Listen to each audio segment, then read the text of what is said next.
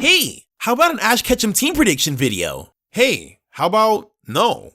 So a lot of people have been requesting my prediction for Ash's team in the new series, but I've kind of been avoiding that because of how unpredictable this new series seems to be. And am I glad I didn't do it? Cause now Ash is using Mr. Mime and even caught a freaking Dragonite. There's no way any of us could have seen this coming. Now since this new series has Ash traveling to every region, looks like he won't just be catching Galar Pokemon like we all expected. This is awesome because it means there's a chance he might catch Pokemon we've always wanted him to have. So instead of giving you the team I think he'll use, how about I count down the top 10 Pokemon I want to see Ash catch the most? Now before we get started, a quick shout out to this video sponsor, me, Lumio's trainer Zach. I recently opened up a Patreon to help support the channel. With it, you can receive cool perks like access to my private Discord server, vote on what videos I do next, see my videos days early, receive discounts on awesome merch like Satoshi Gekuga, and much more. If that's something that interests you, be sure to check it out. Link is in the iCard and description. Now let's get started. Number 10. Tricity. This is an awesome Pokemon I can totally see Ash having, but the reason it's pretty low on the list is kind of obvious. He's part electric type, and it's very unlikely that Ash is gonna catch another one since he's always got Pikachu. But you know what they say, never say never. Never say never. This is still a possibility though, seeing as how the anime is slowly easing its way into giving Ash another electric type.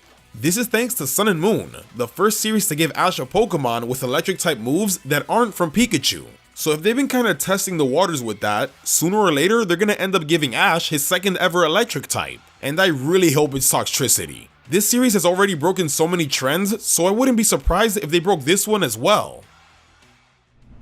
Number 9. Gengar.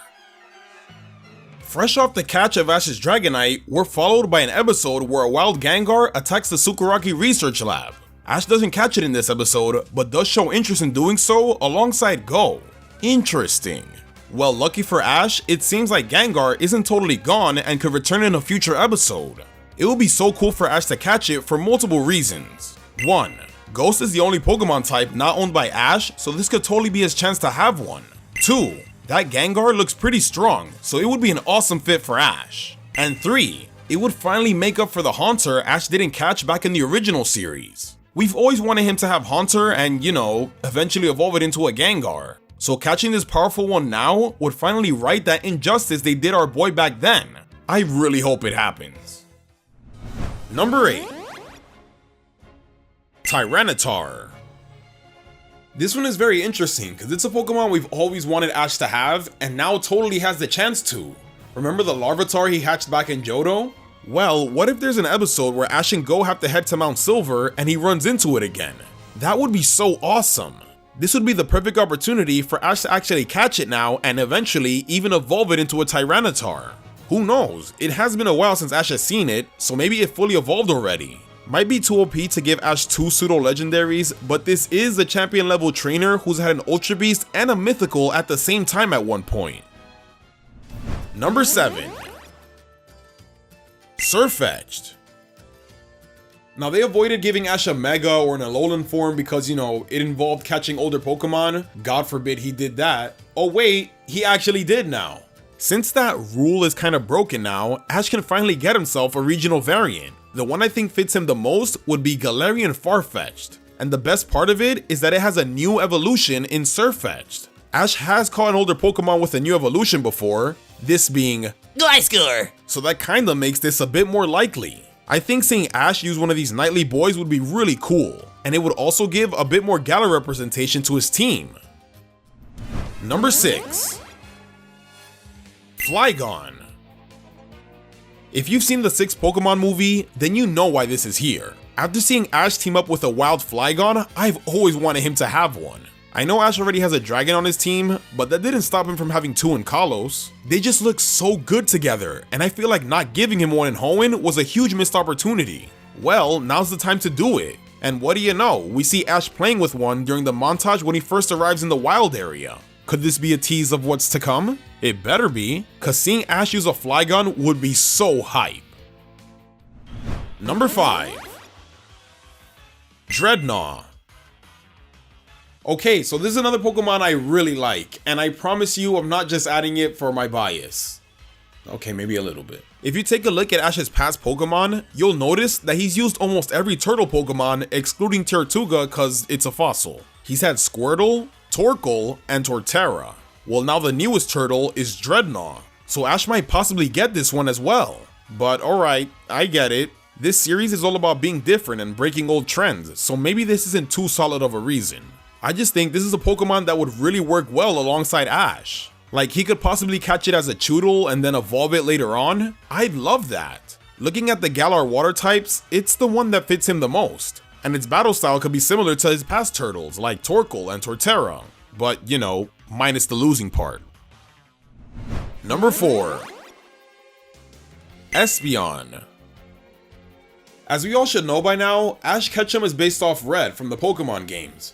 It's why they both have an unevolved Pikachu, they have all of the Kanto starters, and they even have a Snorlax and a Lapras. Well, Ash used to have a Lapras. But you know what Pokemon of Reds Ash hasn't owned, excluding the Let's Go editions? Espeon. Honestly, I think it was dumb when they removed Red's Espeon from the remakes, but that's literally a topic for another video. I think it would have been really cool to give Ash one. The best way for him to get one is by evolving an Eevee. And since in Sun and Moon he was robbed of freaking getting one, this would be the time to make up for that. Number 3. Corviknight.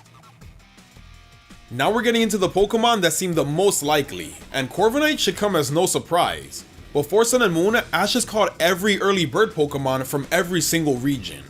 Pidgeot, Noctowl, Swellow, Staraptor, and Talonflame.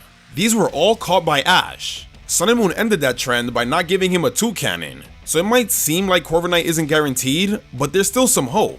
Although Ash didn't get Toucannon, he still got Rowlet, who's still a bird. I love you, God. So he technically gets a bird Pokemon in every region. Well, if Ash was to get a new bird from Galar, the most likely candidate is Cramorant. No, what? Corviknight. It would be super cool to see Ash have one. And it can even become greater than Staraptor and Talonflame. And even if it's not, as long as it's better than Unfezant, it'll be just fine. Cause Unfezant is trash. Number 2. Rillaboom. Well, Grookey first. Just the whole evolutionary line basically. There is no doubt in my mind that Ash will catch a Galar starter. He's gotten at least one starter Pokemon from every region, so he kinda needs one to represent Galar and Generation 8. I don't see him getting Scorbunny because Go already has it, and Sobble is a possibility, but honestly, Grookey's the one that fits him the most.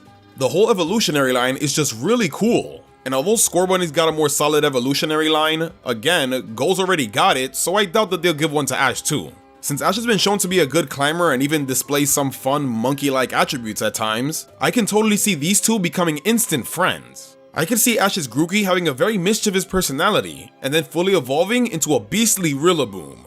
It could even have its Gigantamax form whenever Ash gets his hands on a Dynamax band. This would be so cool. Number 1. Lucario. This just might be the top Pokemon we've all wanted Ash to have, and with good reason. In movie 8, we were introduced to the concept of Aura thanks to Lucario, and in that movie, it was revealed that Ash possesses the same ability to use Aura like Sir Aaron. Now this could have been a cool one-off concept for the movie, but then it was actually brought back again in the Diamond and Pearl episode, Pokemon Ranger and the Kidnapped Riolu. In this episode, Ash actually uses Aura to find Riolu and even read its freaking mind. Are you a Jedi now, Ash? Being a human that possesses strong Aura abilities means that it could be an excellent trainer for a Lucario, so he really should have owned one when he was in Sinnoh. Well, now that Ash is traveling back to older regions, he could finally get one of his own. And what a coincidence that Japanese merchandising seems to spotlight on Riolu and Lucario heavily. They wouldn't be doing this unless the Pokemon was going to play an important role in the anime. So maybe, just maybe, they'll finally give Ash the Lucario we've always wanted him to have. And who knows, this could finally be Ash's first Mega Evolution as well. Or, you know, they could just let us down and give it to Go. Thanks for watching, everyone, and special thanks to those of you who support the channel on Patreon. Remember to live your life to the fullest and have yourself a damn good one.